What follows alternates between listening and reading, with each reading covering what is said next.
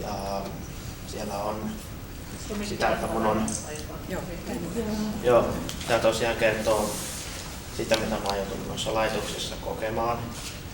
Ja sitten on se syystä, miksi otettu huostaan, että ne on hepposet syyt ja erilaisia niin kuin laittomia rajoittamisia, että on perehtynyt lainsäädäntöön ja kirjoittanut siinä kirjassa niistä perusteluja, että miksi on ollut laittomia ja tällaisia asioita.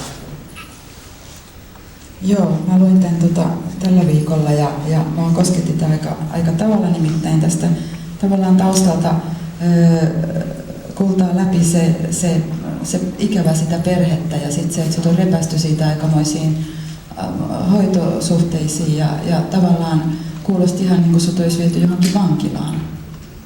Joo, olihan se noissa eri laitoksissa vähän paljon semmoista eristämistä ja rajoittamista. Eli toivon, että te luette tämän Henrin kirjan, nimittäin tässä oli Henrin kertoi siitä, että kun hänet otettiin sitten huostaan ja laitettiin tämmöiseen hoitokotiin ja se nuoren elämä, kuinka siellä sydämessä on semmoinen epätoivo ja suru, se paistaa sieltä ikävä perhettä ja sitten siellä tavallaan se henkilökunta ei ole yhtään samalla aaltopituudella sun kanssa, että ei näe sitä sun tuskaa ja semmoista. Käsitinkö mä niin kuin oikein Joo. tämän? Eihän se niin kuin tämä normikotilan elämä ollut siellä. Että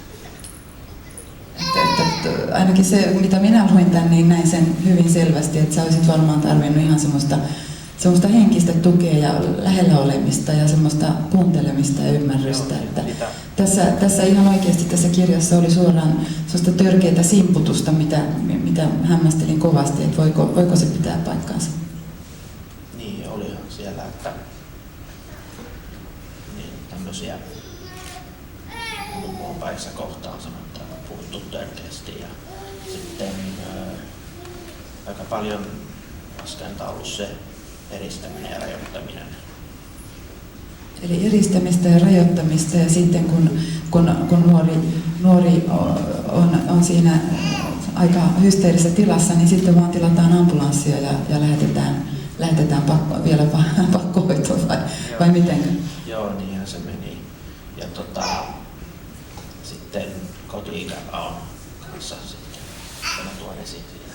Joo, eli koti-ikävä on taustalla voimakas. Tutustukaa Henrin tarinaan. Kiitos Henri, että sä tulit kertomaan tästä. Ja